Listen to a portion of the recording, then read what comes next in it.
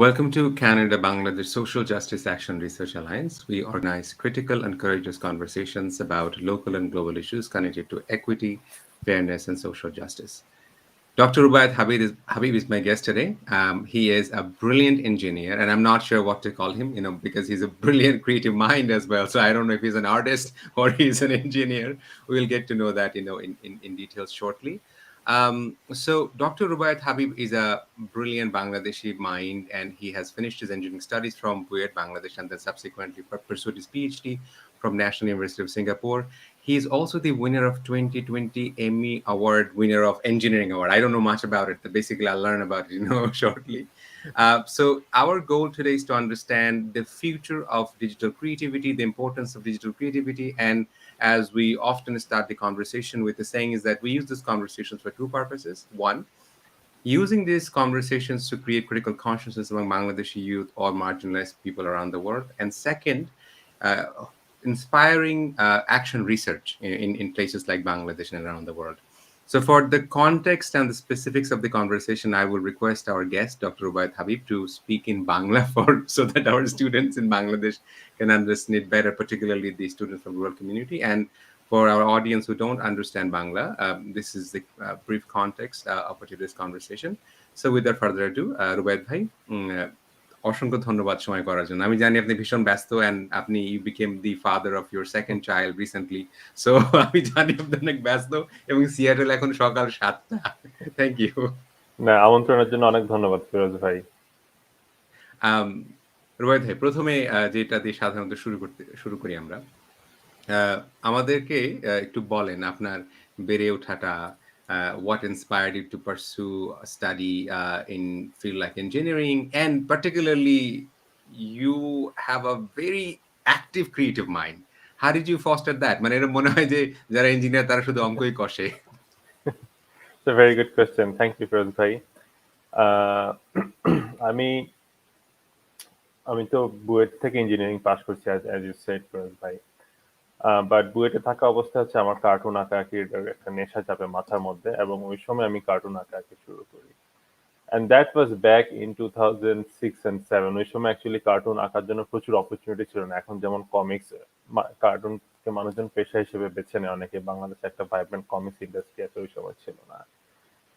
তো ওই সময় আমাদের মোটিভেশন ছিল, আমি এবং আমার দুই ফ্রেন্ড তারা বুয়েটে পড়তো, তাদের মোটিভেশন ছিল যে আমরা একটা world class story telling comic বের করবো, like Tintin, that really inspired millions of people worldwide. And we published a comic book back in 2007, বই যেটা ওই উম্মাদ থেকে 21শে বই মেলায় বের হয়েছিল। তো ওটা একটা ইম্পর্টেন্ট লেসন আমার ক্যারিয়ারের জন্য। আমি বলতেছি কেন, কারণ ওই সময় আমি যখন কমিক আঁকা শুরু করি তখন আমার কাছে মনে হয় যে অ্যাজ এ ক্রিয়েটর, যে স্ট্যাটিক মিডিয়াম, আমরা যে একটা স্থির চিত্র আঁকতেছি, এটা খুবই limited, but as a reader তখন বোঝা যায় না। আমি মনে হচ্ছে যে ওকে ঠিক আছে, this is an expressive medium and we are getting everything that the creator wants to hear see us. But যখন আমি নিজে আঁকা শুরু করলাম তখন মনে হচ্ছে যে আচ্ছা ঠিক আছে, আমার মাথার মধ্যে অনেক কিছু আছে যেটা হচ্ছে আমি স্থির চিত্রে দিতে পারতেছি না। We really need animation, interactivity, dynamic medium. তো ওই সময় মোটিভেশনের জন্য আমার লাইক ডিজনি পিক্সারের অ্যানিমেশনের প্রতি খুব আগ্রহ ছিল। As a matter of fact, ওই সময় আমি যখন পিক্সারের স্টোরিটা পড়েছি সেটা হচ্ছে আমার রিসার্চকে মানে আমার ক্যারিয়ার পাথকে অনেক ইন্সপায়ার করছে। পিক্সারের রিসার্চ স্টোরিটা এরকম যে জন ল্যাসেটার, 80-র দশকে জন ল্যাসেটার নামে একজন অ্যানিমেটর ছিলেন যে ডিজনিতে কাজ করতেন। তো ডিজনি ওই সময় সবচেয়ে বড় অ্যানিমেশন স্টুডিও ছিল, এবং তখনও তারা হাতে কলমে কাজ করতো, লাইক স্ট্যাটিক মিডিয়ামে সবকিছু ফ্রেম বাই ফ্রেম ড্রয়িং করতো। But John Lasseter was brilliant animator. তার ধারণা ছিল যে ডিজিটাল মিডিয়া বা কম্পিউটার অ্যানিমেশন ইন্ডাস্ট্রিকে চেঞ্জ করে দিবে। সে অনেক মোটিভেট করার চেষ্টা করলো ডিজনি পিপলদেরকে যে ঠিক আছে, we should adopt computer tools for animation. But he was fired because কেউ ওই সময় কেউ মনে করে না যে computer is a good tool for animation. So later John Lasseter এবং এড ক্যাটমাল মিলে একটা কোম্পানি হলো যেটা হচ্ছে Pixar Animation Studios. So Ed Catmull হচ্ছে আমাদের কম্পিউটার সায়েন্সের one of the biggest name, সে টিউরিং অ্যাওয়ার্ড পাওয়া, এবং he is basically mathematician. Computer graphics researcher, এবং জন ল্যাসেটার এবং এড ক্যাটম্যান মিলে ফার্স্ট ফিচার ফিল্ম বানানো, যেটা 1990s এর দিকে আসে, টয় স্টোরি 1 বেসিক্যালি পিক্সারের। So it was such a great example of how art and science can come together. John Lasseter, who is an animator, he saw the creative potential of animation at the digital media. Ed Catmull, she animator now, she mathematician, but he really understood the power of digital medium as a creative tool. So মজার ব্যাপার হচ্ছে toy story বানানোর মাধ্যমে কিন্তু প্রথম 3D computer অ্যানিমেশনের সফটওয়্যারটা তৈরি হয়, মানে সফটওয়্যারটা তৈরি হয়েছে জাস্ট মুভিটা বানানোর জন্য, and now it's a billion dollar industry. এবং and that set the foundation of so many computer graphics world we see today, like computer gaming, 3D animation, visual effects. That was the basic, the intersection of art and science working together. So এবং in fact এটার first narration করেছিল Tom Hanks, he was one of the voice narrator, এবং সে যখন তার ফ্রেন্ডদেরকে explain করতেছিল, তার explain করছে যে আমি একটা ফিল্মের জন্য ন্যারেশন করছি, বাট এই ফিল্মটা আমি এক্সপ্লেন করতে পারতেছি না, it's a virtual 3D world, এখানে কোনো ফিজিক্যাল রিয়েলিটি নেই, আবার এটা হাতে আঁকাও না। এবং সে বলতেছিল it was so hard to explain because it's so new, যদি আমাদের কাছে এটা এখন খুবই granted. So I think so interesting part হচ্ছে তারা দুইটা জিনিস করেছে, they build the first tool for creative story telling and 3D animation, but most importantly they build a new medium. এই মিডিয়াম নিয়ে আজকে আমরা অনেক কথা বলবো আর কি। দুইটা কাজ সরি রুবায়াত ভাই, আরেকটু আগে যাই, সেটা হচ্ছে এটা তো আপনার রিসার্চ জানি সম্বন্ধে আমি I'll ask you a question very shortly. I'm really sorry to cut you off. কিন্তু ছোটবেলায় যখন বড় হচ্ছিলেন, তো ধরেন I'll tell you that আমার একটা টিনেজ ছেলে আছে, ও খুব ছবি আঁকতে পছন্দ করে কিংবা অ্যানিমেশন করতে পছন্দ করে। তো ও মাঝে মধ্যে আমাকে প্রশ্ন করে, আচ্ছা বাবা, এই কম্পিউটারের সাথে কিংবা ম্যাথমেটিক্স এর সাথে এই যে একটা শিশু মনের যে কিউরিওসিটি, আপনি কোথায় বড় হয়েছেন? আপনার ভাই বোন, বাবা-মা ওই জায়গাটাতে ওই এনভায়রনমেন্টটা কেমন ছিল? যে আজকের ডক্টর রুবায়াত হাবিব একেবারে শুরুটা কোত্থেকে হয়েছিল এটা আমাদেরকে একটু বলেন। শিওর। আমার শৈশবের একটা বড় অংশ কেটেছে চিটাগং আর রাজশাহীতে।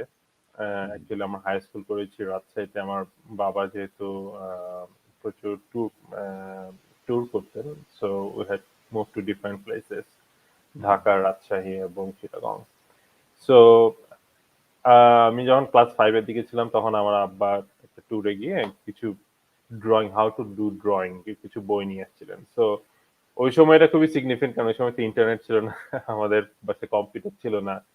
তো যখন বইগুলো দেখলাম যে দ্যাট, আমার পুরো চোখ খুলে দিয়েছিল। It really open my eyes as a kid in around when I was in class 5, basically in 1995 or so. তো প্রথম যে বইটা, ওইটার শুরুতে একটা লাইন লেখা ছিল যে ড্রয়িং ইজ 90% অবজারভেশন, 10% এক্সিকিউশন। এবং আমার কাছে মনে হয় it's such a profound and significant observation. আমার কাছে মনে হচ্ছে যে that was the first time I learned the power of observation, how important it is to observe, to learn, to see things. And I think পরবর্তী লাইফে এই জিনিসটা, কোনো কিছু অনেক সময় নিয়ে অবজার্ভ করা, ওই জিনিসটা নিয়ে ভাবা, it really helped my career in many ways. আপনার বাড়িতে কি আর কোনো ভাই বোন ছবি আঁকতো কিংবা পরিবারে এমন কেউ ছিল? আমার ছোট ভাই, আমরা 2 ভাই। আমার ছোট ভাইও খুবই ক্রিয়েটিভ পারসন, এন্ড সে হচ্ছে লেখালেখি করতো, ছবিও আঁকাতে করতো। He lives in Australia now, but he also have a very creative mind, and primarily because আমরা দুজনেই প্রচুর বই পড়তাম। We had a lot of like Jafar Iqbal and like Bangladeshi টিনদের যেসব পরিচিত, আমাদের শৈশবে আমরা প্রচুর বই পড়েছি, and that really shaped our creative thinking, imagination, etc. আচ্ছা, আর বাবা কি করতেন রুবায়াত ভাই? বাবা ছিলেন ডাক্তার। ডাক্তার, আচ্ছা।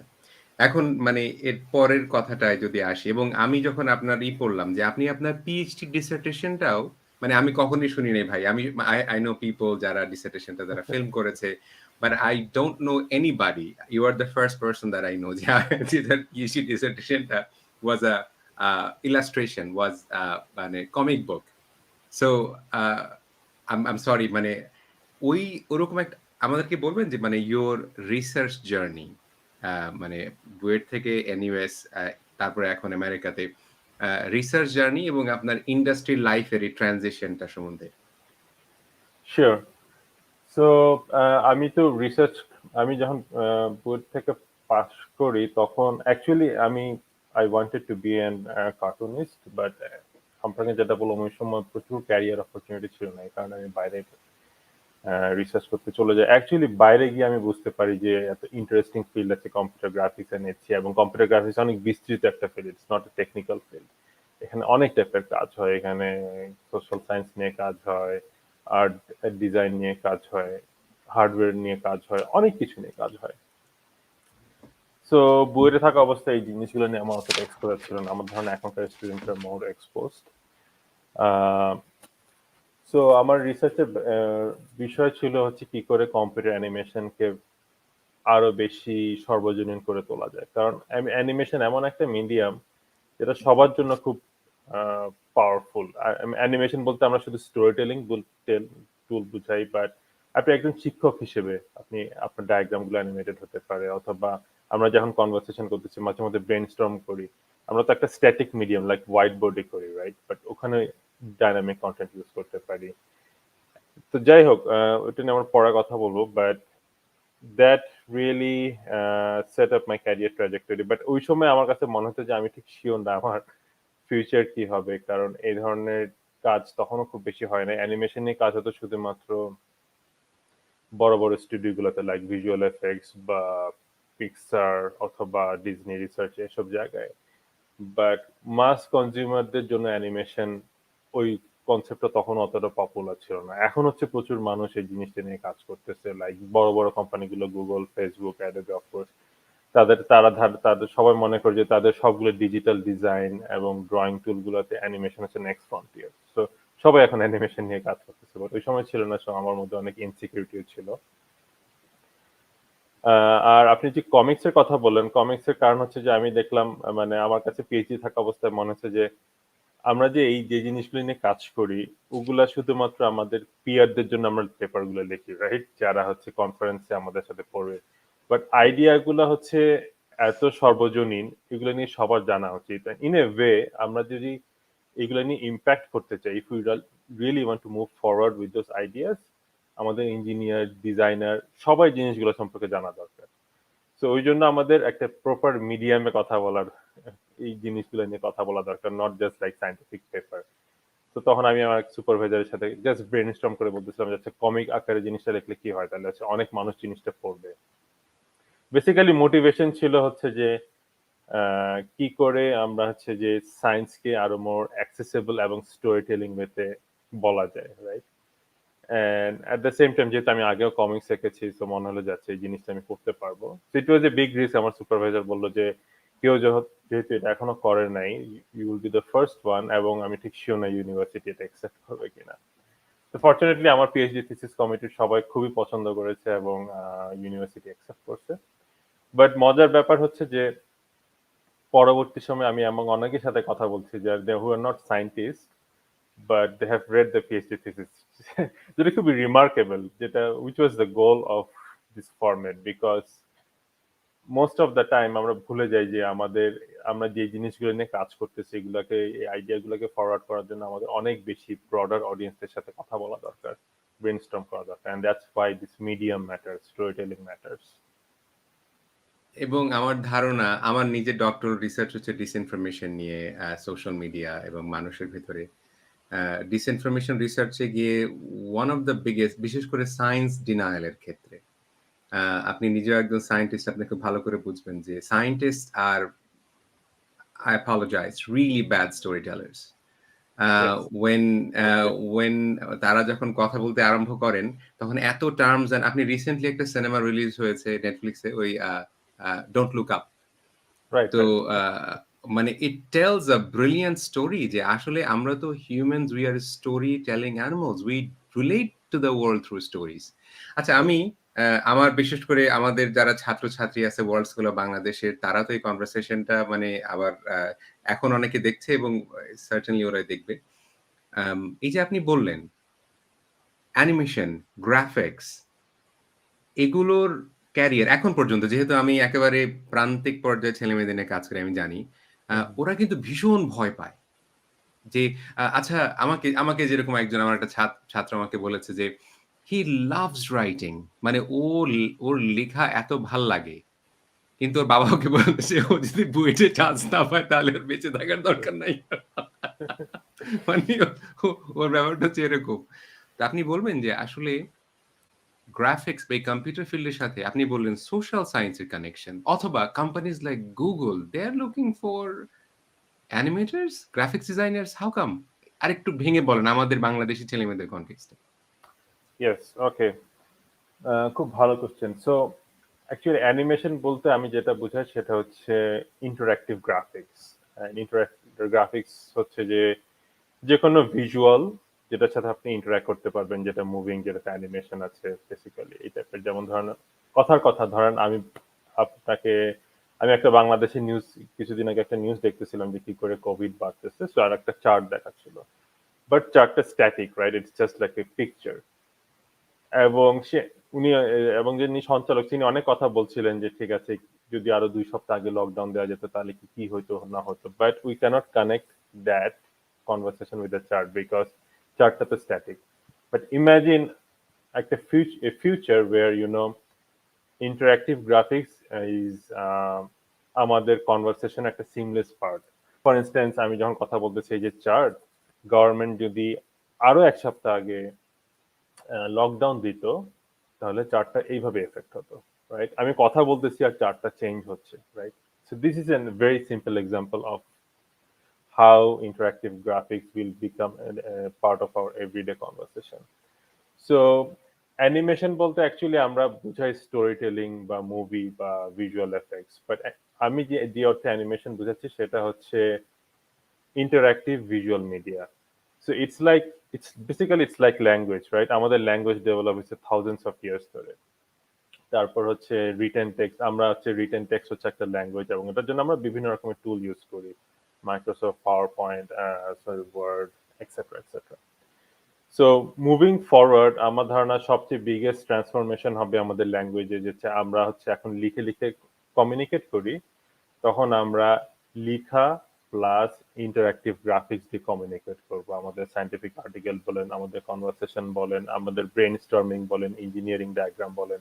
কথার কথা আপনি ধরেন ধরেন আমি আপনার সাথে কমিউনিকেট করতে যাচ্ছি এই যে সার্কিট, এই সার্কিটটা কিভাবে কাজ করে, আমি হয়তো ডায়াগ্রাম আঁকবো এবং ডায়াগ্রামটার সাথে ইন্টারঅ্যাক্ট করবো। এই যে এখানে আমি সুইচটা টিপলাম, এই যে দেখেন এখন ইলেকট্রিসিটি ফ্লো করতেছে।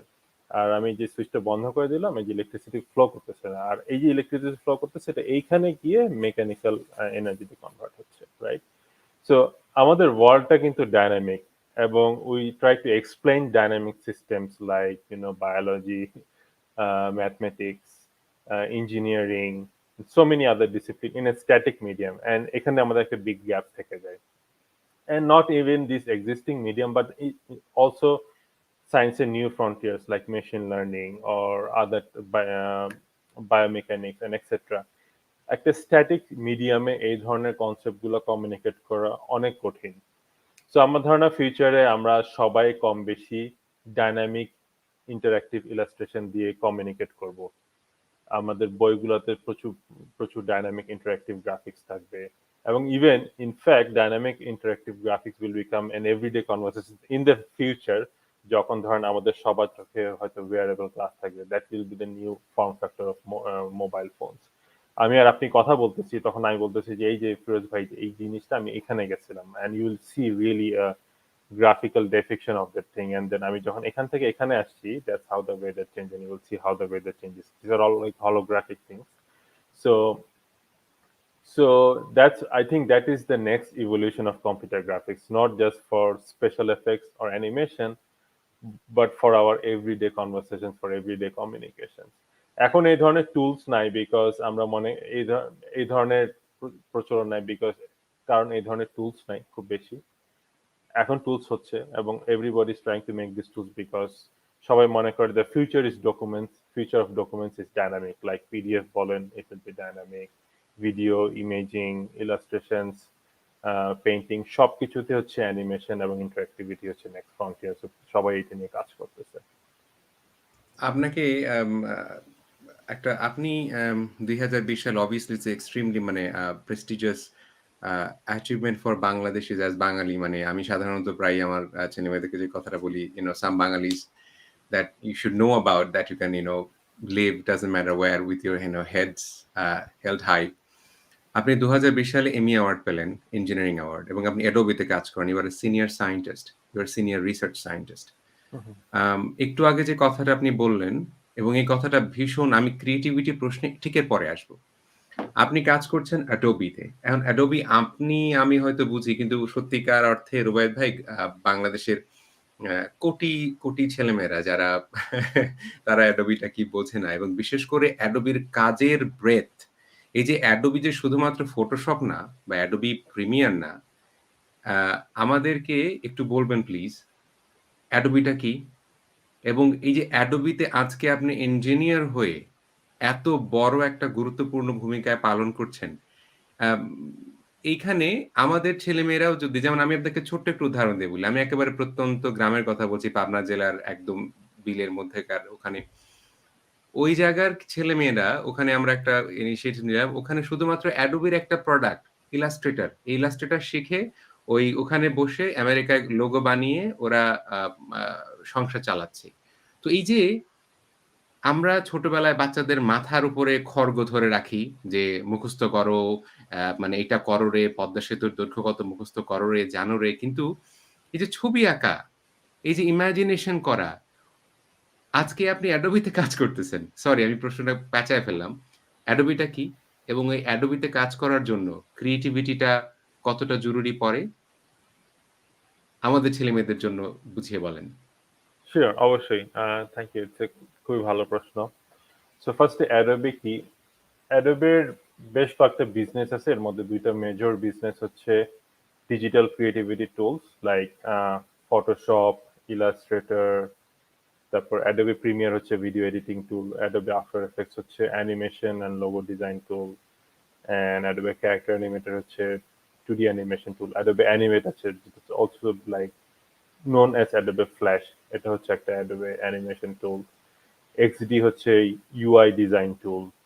সো বেসিক্যালি অ্যাডোবের একটা বড় অংশ হচ্ছে design, and it could be photography, এক ধরনের design, poster, logo design, dynamic design, তার মানে হচ্ছে ভিডিও, তারপর হচ্ছে অ্যানিমেশন এক্সেট্রা। সো অ্যাডোবিতে আরেকটা বড় অংশ হচ্ছে ডকুমেন্ট। অ্যাডোবি পিডিএফ হচ্ছে যেমন একটা বড় অংশ। সো ব্রডলি আমি যদি রিসার্চ পার্সপেক্টিভ থেকে বলি, আমরা সবসময় চিন্তা করি যে এই যে মিডিয়াম গুলো, রাইট, পিকচার, ছবি একটা মিডিয়াম, ভিডিও একটা মিডিয়াম, ইলাস্ট্রেশন, লোগো একটা মিডিয়াম, 2D অ্যানিমেশন একটা মিডিয়াম, এই মিডিয়াম গুলোর ভবিষ্যৎ কি? 10 বছর পর ছবি কেমন হবে? ফটোগ্রাফি এমনি কিন্তু 20 বছরে অনেক চেঞ্জ হয়েছে, রাইট? আগে সবসময় আমরা ডিএসএলআর দিয়ে ছবি তুলতাম, এখন আমরা মোবাইল ফটোগ্রাফিতে গেছি। সামনে যখন কম্পিউটিং হার্ডওয়্যার গুলো চেঞ্জ হয়ে যাবে, মানুষজন যখন ঘড়ি দিয়ে ছবি তুলবে অথবা চশমা দিয়ে ছবি তুলবে, ফটোগ্রাফি কি হবে, কেমন হবে, ফটোগ্রাফির ফরম্যাটটা কি হবে, অথবা ভিডিও কেমন হবে। সো এটা নিয়ে আমরা প্রচুর কথা বলি এবং এটাই আমাদের গবেষণার বিষয়, যে to define the future of this mediums. And এই মিডিয়াম গুলো এখন খুবই disconnected. Photography is very disconnected from video, video is disconnected from documents. So আমাদের ধারণা এই ভবিষ্যতে এই মিডিয়াম গুলো একটা একটার সাথে সিমলেসলি ইন্টারকানেক্টেড হয়ে যাবে। আমরা একই কন্টেন্ট বিভিন্ন ফরম্যাটে, depending on our expertise and context, আমরা কনজিউম করতে পারবো। So broadly this is about Adobe and Adobe রিসার্চে আমরা কি কি ভাবি এবং কিভাবে জিনিসগুলো আগায় নিতে চাই। সো আমি কাজ করি অ্যাডোবি রিসার্চে। এখানে একটা ইম্পর্টেন্ট ডিস্টিংশন আছে। অ্যাডোবি রিসার্চে হচ্ছে প্রায় 150 জন রিসার্চের মতন রিসার্চার কাজ করেন। এদের কাজ অনেকটা একাডেমিক কাজের মতোই, মানে আমাদের অর্ধেক টাইম আমরা রাখি হচ্ছে প্রোডাক্ট ইম্প্যাক্টের জন্য, অর্থাৎ আমরা যে জিনিসগুলো গবেষণা করতেছি এগুলা আইডিয়া গুলো হচ্ছে প্রোডাক্ট টিমের কাছে পৌঁছে দেওয়া, অথবা তাদের স্ট্র্যাটেজি বা ফিউচার নির্ধারণ করে দেওয়ার জন্য, অথবা মাঝে মাঝে নতুন ফিচার ইমপ্লিমেন্ট করার জন্য, আর বাকি অর্ধেক হচ্ছে গবেষণার জন্য। সো একাডেমির সাথে এই গবেষণাটার অনলি ডিফারেন্স হচ্ছে একাডেমিতে আপনার টিচিং করা লাগে, এখানে আমরা টিচিং করি না, বাট এখানে আমরা regularly scientific journal, academic journal publish করি। প্রচুর আউটরিচ করি, এটা একটা জিনিস। আর ২ নম্বর হচ্ছে যে instead of teaching or grant writing আমরা হচ্ছে প্রোডাক্ট টিম গুলোর সাথে কাজ করি, যে আমরা যে জিনিসগুলো নিয়ে কাজ করতেছি, when you are pushing the frontiers of boundary of a certain topic, ওই জিনিসগুলা কি করে আস্তে ধীরে প্রোডাক্টে আনা যায় এগুলো নিয়ে কাজ করি আর কি। মাঝে মধ্যে it's a combination of work, it's not just like science, because it's also, you know, uh, product team বা লিডারশিপকে কনভিন্স করা যে ঠিক আছে ফটোগ্রাফি এদিকে যাচ্ছে ফিউচারে, and we have to think ahead and we have to start now. ফটোগ্রাফিতে এখন যেমন ধরেন ফটোশপে আমরা প্রচুর লো লেভেল, আমরা যখন একটা ফটো এডিটিং করি প্রচুর লো লেভেল অপারেশন করি, রাইট? আমাদের মানে সেজন্যই ফটোগ্রাফি এডিটিং খুবই ডিফিকাল্ট। বাট রিয়েলি আমরা যদি ফটোশপের ক্যাপাবিলিটিকে বিলিয়ন্স অফ পিপলের কাছে পৌঁছে দিতে চাই, we have to completely rethink like how photography would look like in 10 years. হয়তো আমি বলবো যে আচ্ছা ঠিক আছে ছবি থেকে এই মানুষটা সরাই দাও, জাস্ট পয়েন্টিং করে বলবো and that's it, আমার হয়তো আর কিছুই করা লাগবে না। তো ফিউচারে হয়তো ফটোগ্রাফি এডিটিং এরকমই হবে, and that's what Adobe Research সেটাই করে, যে how আচ্ছা this mediums will evolve and how will people interact with them. আচ্ছা, এখন আরেকটা একদম স্পেসিফিক কথা যেটা বললেন, the future of digital creativity. Mhm. আপনি maybe you are more or less, you are probably lucky to have a father who cared about your curiosity, যে কারণে আপনি ছোটবেলায় ক্লাস 5 এ পড়ার সময় আপনাকে একটা ছবি আঁকার বই এনে দিয়েছে। দুঃখজনকভাবে সত্য যে আমাদের দেশে এখন পর্যন্ত আমাদের আমি সাধারণত এটা খুবই একটা স্যাড ব্যাপার, কিন্তু I think it's important for us to recognise it. সেটা হচ্ছে এখন পর্যন্ত প্রতি বছর বাংলাদেশে এসএসসি পরীক্ষার পর অনেক বাচ্চা ছেলেমেয়েরা আত্মহত্যা করে। কারণ রেজাল্ট ভালো করে নাই। আম শহরে কিছু সচেতন বাবা-মা যারা পৃথিবীর ইকোনমি, কালচার সম্বন্ধে সচেতন হওয়ার কারণে তারা তাদের বাচ্চাদেরকে ছায়ানটে কিংবা ওরকম ক্রিয়েটিভ জায়গাগুলোতে এক্সপোজ করে। আমি আপনার এই কথাগুলোকে বিভিন্ন স্কুলের শিক্ষক, শিক্ষিকা, প্রিন্সিপাল, প্যারেন্ট তাদের কাছে পৌঁছে দেব এবং this is incredibly important.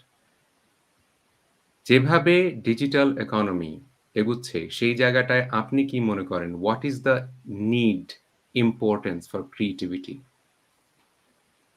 Firoz ভাই, আপনি খুবই ইম্পর্টেন্ট একটা প্রশ্ন করছেন, এটা নিয়ে আমার অনেক কথা বলার আছে, সো লেটস হুম, স্টার্ট। হুম, হুম, আমার কাছে মনে হয় যে আমি আমার এই 10 বছরের ইন্ডাস্ট্রি রিসার্চ ক্যারিয়ারে সবচেয়ে ইম্পর্টেন্ট ইনোভেশন গুলো যেগুলো দেখছি, অথবা খুব সাকসেসফুল যেসব মানুষদেরকে দেখছি, they are all very interdisciplinary.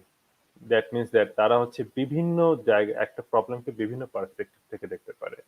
তো যে যারা সারা জীবন শুধু ইঞ্জিনিয়ারিং পড়ে আসছে তারা কিন্তু এভাবে চিন্তা করতে পারবে না, অথবা মানে মানে এটা খুবই জেনারেলাইজ করে ফেললাম, আমি দুঃখিত। হুম, বাট কথা হচ্ছে যে শুধুমাত্র ইঞ্জিনিয়ারিং থিঙ্কিং দিয়ে আপনি এখন প্রবলেম সলভ করতে পারবেন না।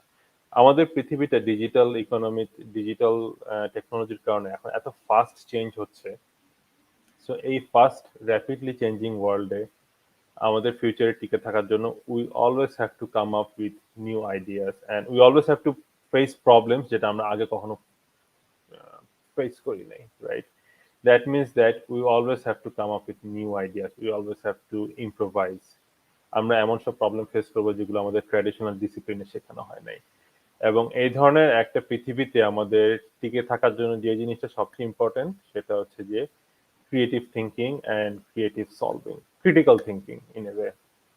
এবং এই ধরনের লেসন নিয়ে খুব কম কথা বলা হয়, বাট এটা হচ্ছে খুবই ইম্পর্টেন্ট আমার কাছে মনে হয়। আমি একটা ছোট উদাহরণ দিই, আমি যখন আমার পিএইচডি স্টুডেন্ট ছিলাম তখন আমার খুব একজন আইডল রিসার্চার ছিলেন নাকি, প্রফেসর নাকি হিরোশি ইসি। এবং ওনার কাজ এত ব্রিলিয়েন্ট, মানে উনি সবসময় 100 বছর বা 50 বছর পরের কথা চিন্তা করেন। আমার কাছে সবসময় মনে হচ্ছে যে লাইক উনি কিভাবে, like how does he think about this ideas. কার উনি কথা বলছেন রুবায়েত ভাই? Hiroshi Ishii. Okay, Hiroshi Ishii, Hiroshi হ্যাঁ, Ishii. জি। Hiroshi hmm, Ishii, Japanese, hmm, but he's a hmm, professor at MIT. Hmm, hmm, So আমার I was very curious যে উনি কিভাবে কাজ করে, ওনার চিন্তা ভাবনাগুলো কি, মানে how does he execute his ideas. তো ওনার সাথে আমরা একটা কনফারেন্সে দেখা হলো, I was doing a demo in an exhibition. তো আমি আমার ডেমোটা করার পর উনি কথাটা খুব মনোযোগ দিয়ে শুনলেন, আমার আমার খুবই কিউরিয়াস ছিলাম উনি কি প্রশ্ন করবে। তো ওনার কোশ্চেন ছিল যে how did you come up with this idea? তো আমি একটু থতমত খেয়ে গেছি যে এটা কি ধরনের কোশ্চেন, একটা টেকনিক্যাল কোশ্চেন করার কথা। এবং আমি দেখলাম উনি কোশ্চেন আরো কয়েকজনকে করলেন।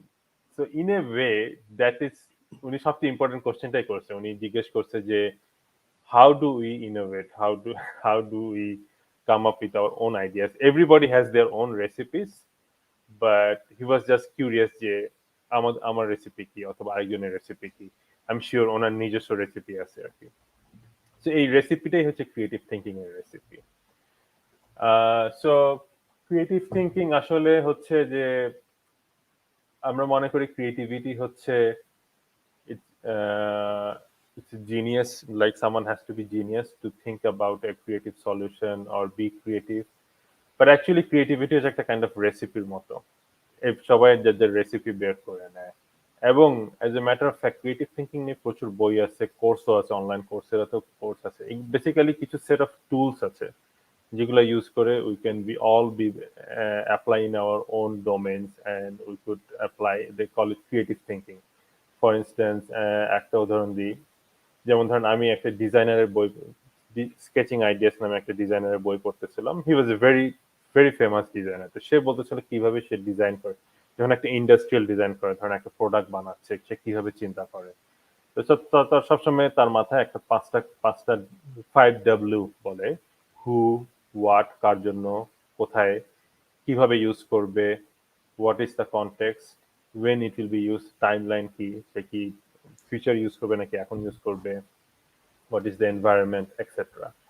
সো যখনই সে একটা ডিজাইন, একটা ডিসিশন নেয়, আছে কালারটা কি হবে, অথবা এই শেপটা কি হবে, অথবা এইটার সাইজটা কি হবে, সে সবসময় ওই যে 6টা মেট্রিক্স আছে ওগুলোর এগেনস্ট ইভালুয়েট করে যে ঠিক আছে, does it helping my goal, is it helping my goal, is it helping all this aspects of the design, and that's how he makes the decision. So creative thinking is in a way হচ্ছে যে come up with many ideas, come up with hundreds of ideas, but coming up with good ideas is not enough. আমাদের evaluate করতে হবে যে 100টা solution আমার মাথায় আছে, যে how to I evaluate what is the best path moving forward. So ইভালুয়েশনের বিভিন্ন ক্রাইটেরিয়া খুঁজে বের করা। আরেকটা উদাহরণ যেমন MIT media lab, also very creative place. তাদের নিজস্ব একটা রেসিপি এসে তারা বলে the 4 quadrants of creativity.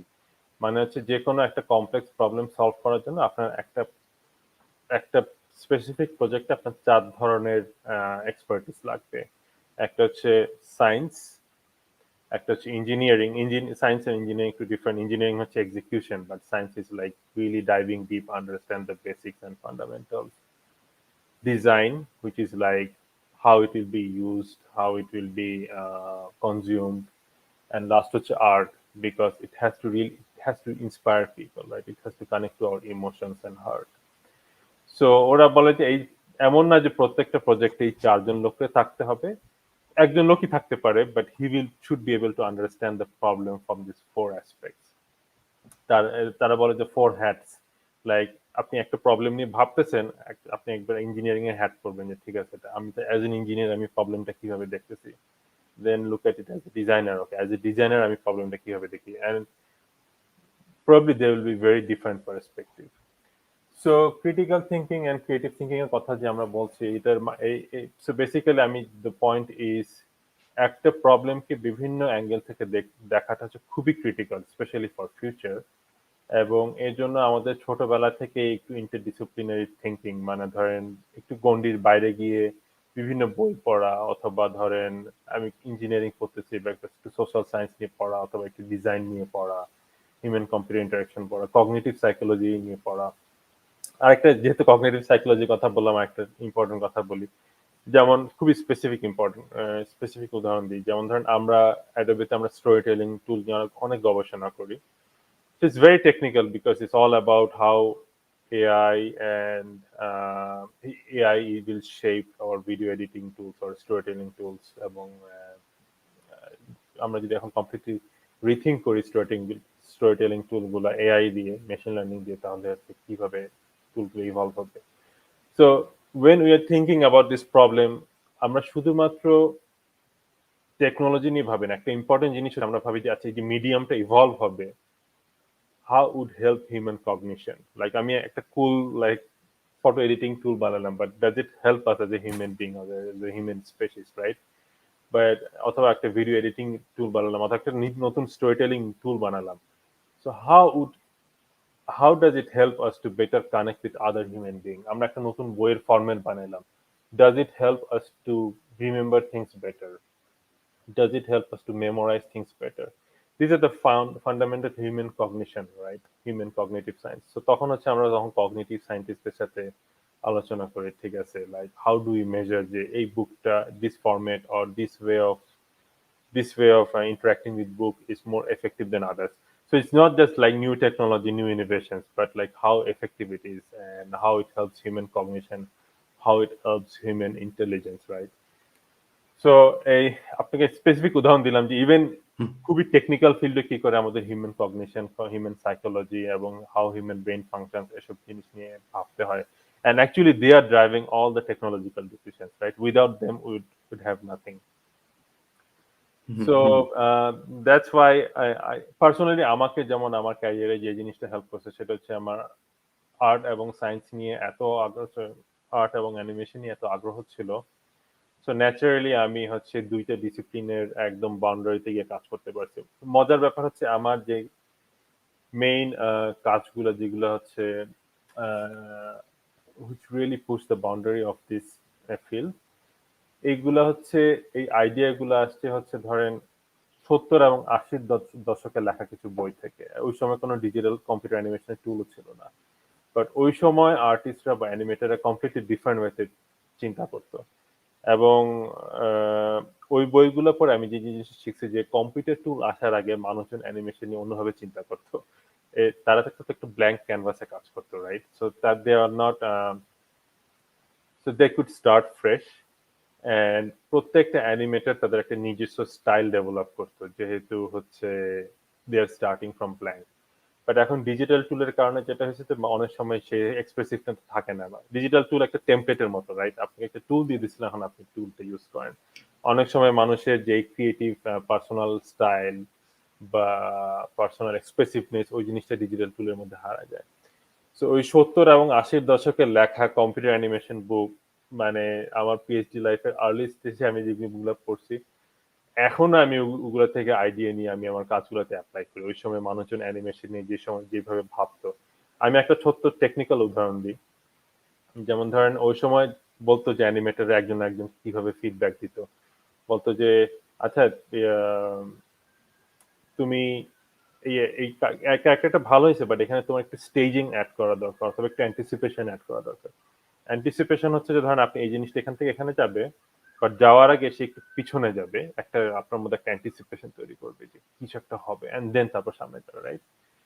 So এখন অ্যানিমেটররা যখন একজন আরেকজনের সাথে কথা বলতো তাদের একটা নিজস্ব ল্যাঙ্গুয়েজ ছিল, রাইট? তাদের কিছু কিওয়ার্ড ছিল, অ্যান্টিসিপেশন, আচ্ছা তোমার একটু স্কোয়াশ এন্ড স্ট্রেচ অ্যাড করলে এখানে একটু লাইফ বেশি আসবে, একটু স্টেজিং অ্যাড করো just to exaggerate the animation.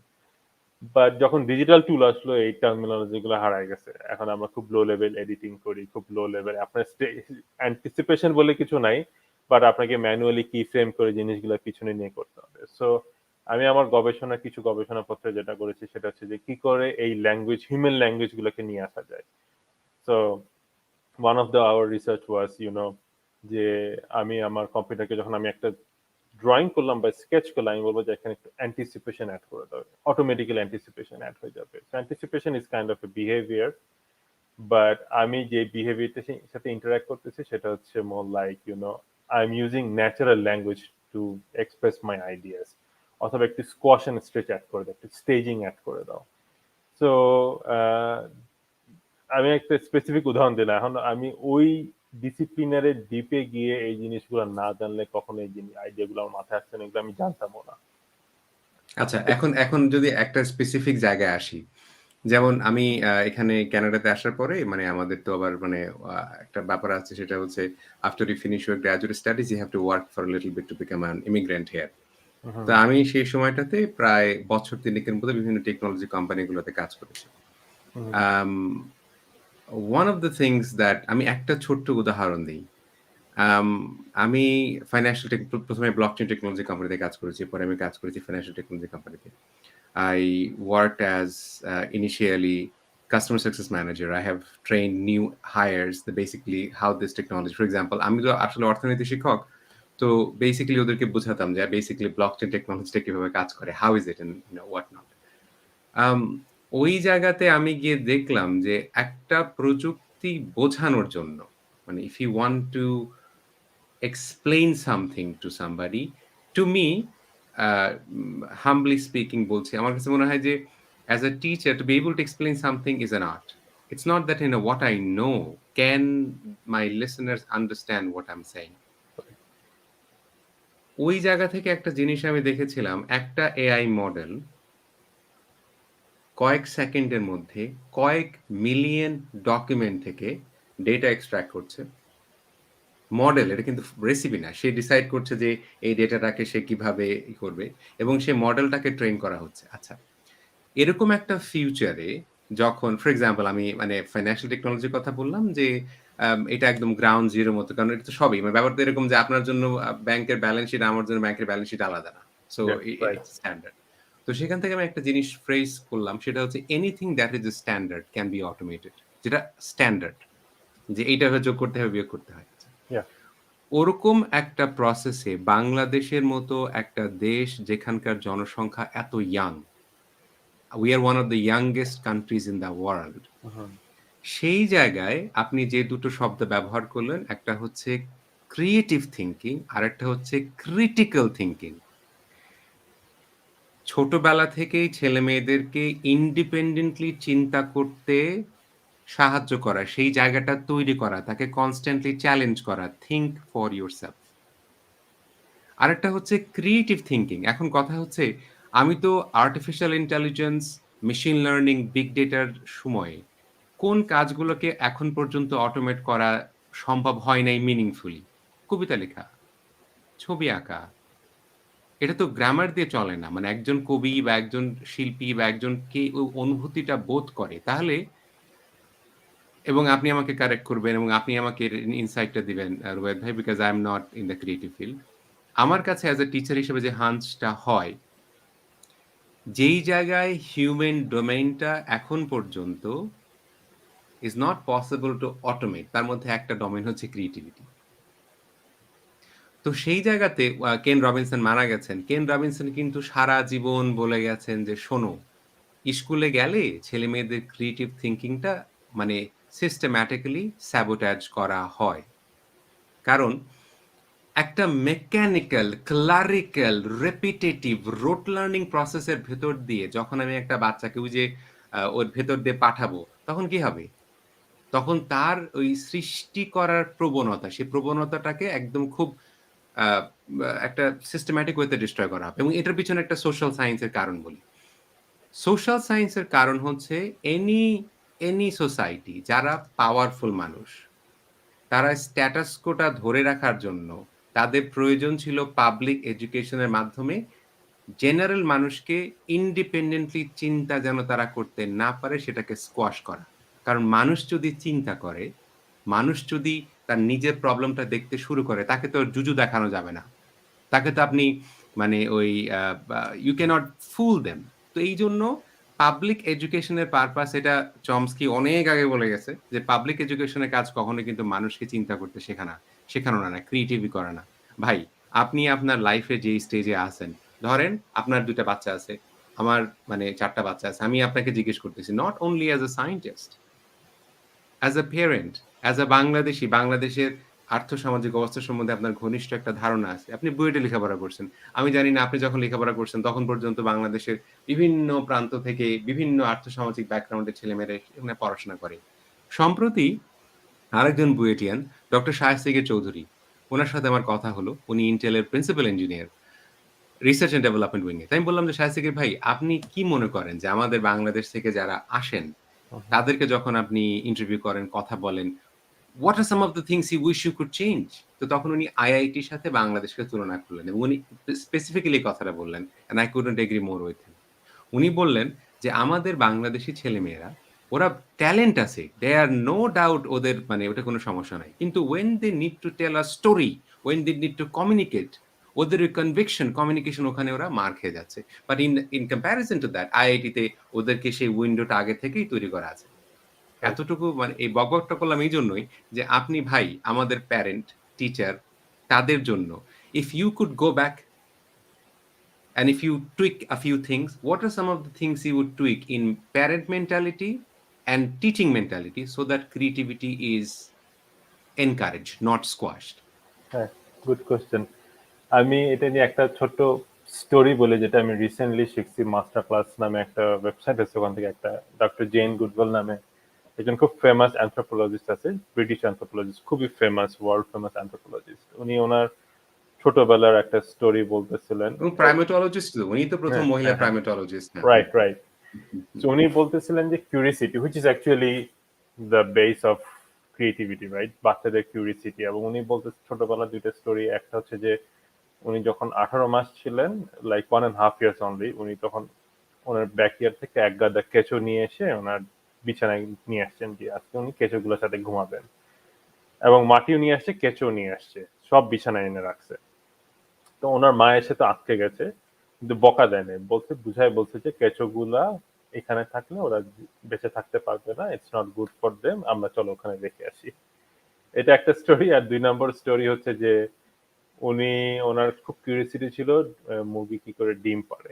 কারণ উনি তো মুরগির দেখতে পাচ্ছেন, কোত্থেকে ডিম পারে এটা উনি বুঝতে পারে না ছোটবেলায়। ওটা ওনার বয়স মনে হয় 3 ছিল। এই জন্য উনি একদিন 6 ঘন্টা বসেছিলেন একটা মুরগির ডিম পাড়ার খামারের ভিতরে লুকায়, যে একটা মুরগি এসে কখন ডিমটা পারবে। তো ছোট, এবং ওনার বাবা মা তো তখন পুলিশে খবর দিচ্ছে, কারণ ওনারা খুঁজে পাচ্ছে না, উনি কোথায় গেল কোথায় গেল, 6 ঘন্টা ধরে নাই, বাচ্চাটা নিখোঁজ। কিন্তু যখন খুঁজে পেয়েছে, জিজ্ঞেস করছে কেন করছো, বলছে আমার এই জিনিসটা জানার দরকার ছিল, আমি জানছি আজকে ওরা কিভাবে ডিম পারে। সো এইটা এই, এবং ওর বাবা মা কিন্তু কিছু বলে না, কি অ্যাপ্রিসিয়েট করছে, বলছে তুমি জানতে পারছো, আমি খুবই খুশি হয়েছি। সো অ্যাজ এ প্যারেন্ট এটা একটা learning experience for me, because it shows কি করে একদম ছোটবেলা থেকে, like from the age of 1, একটা বাচ্চাকে তার কিউরিসিটি নিয়ে এনকারেজ করছে, তাকে একবারও ধমক দেয় নাই, বকা দেয় নাই। এবং বলছে, এবং ডক্টর জেনুয়েল গুডউইল বলছেন যে ওর মধ্যে যদি ওই ছোটবেলা থেকে বাবা মা যদি তার মধ্যে এই তাকে এইভাবে বড় না করতো, তার হয়তো কখনো ওই সাইন্টিফিক কিউরিসিটি, ট্রেনিং হচ্ছে কিন্তু একদম বয়স 1 থেকে, যে একটা জিনিস আছে, প্রশ্নটা জাগছে, এখন আমি I have to develop patience, I have to learn like tenacity, patience, consistency, and then got parent support. So এটা আমি এখন আমার বাচ্চাদের ক্ষেত্রে I try to encourage to be curious, and also explore things. So এই জিনিসটা খুব important, যে আমরা আমাদের নেক্সট জেনারেশনকে how do we enable curiosity. And I think আমাদের যে ক্রিয়েটিভ থিঙ্কিং এর কথা বলতেছে, এখানে একটা বড় লিমিটেশন হচ্ছে আমাদের যে কিউরিসিটিটাকে ডেভেলপ সবসময় করা হয় না আর কি, বা ওই প্রপার ফ্রেমওয়ার্ক নাই। সো এখানে বিভিন্ন টিচিং ফিলোসফি আছে, যেমন ধরেন একটা টিচিং ফিলোসফির সাথে আমি খুব রিলেট করতে পারি, যেমন ধরেন লাইফ লং কিন্টার গার্ডেন নামে একটা গ্রুপ আছে এমআইটিতে। আমি খুবই ইনফ্লুয়েন্সড ওদের ফিলোসফি দ্বারা। সেটা হচ্ছে তারা বলে project based project based learning, যে আপনি you are learning by doing things, right? তারা হচ্ছে এবং তারা not necessarily just kindergarten or high school, like even in the engineering level, in the university level, আপনি শিখতেছেন by doing things, by exploring things, by experimenting things. And in a way আমাদের ফিউচারের জন্য that is the most important lessons, right? Because আমাদের এখন ইন্টারনেটের যুগে আমাদের মুখস্থ করার কি দরকার, right? Everything is in our fingertips. But যে জিনিসটা আমাদের শিখতে হবে সেটা হচ্ছে how to collaborate with others, how to be socially connected with other. এই জিনিস, আচ্ছা, সোশ্যাল, সো কোলাবোরেশন কথাটা আমি বলতেছি কারণ এই আমার কাছে মনে হয় এই প্রাতিষ্ঠানিক শিক্ষাটা আমাদের অ্যাটলিস্ট আমি যখন বুয়েটে ছিলাম বা ইঞ্জিনিয়ারিং এ ছিলাম তখন এই জিনিসটা এত বেশি এমফেসিস না। বাট অ্যাজ এ সায়েন্টিস্ট আমি রিয়েলাইজ করি যে আমরা যখন কোনো বিগ প্রবলেম নিয়ে কাজ করি বা আইডিয়া নিয়ে কাজ করতে চাই বা একটা আইডিয়াকে পুশ করতে চাই, we really have to develop the skill how to collaborate with many different people, business leaders, designers, engineers, এবং সবাই যে যার যার মতো করে চিন্তা করে, সবার একটা নিজস্ব প্রায়োরিটি আছে, সবার একটা নিজস্ব ব্যাকগ্রাউন্ড আছে, and we have to learn how to work with all these different types of people.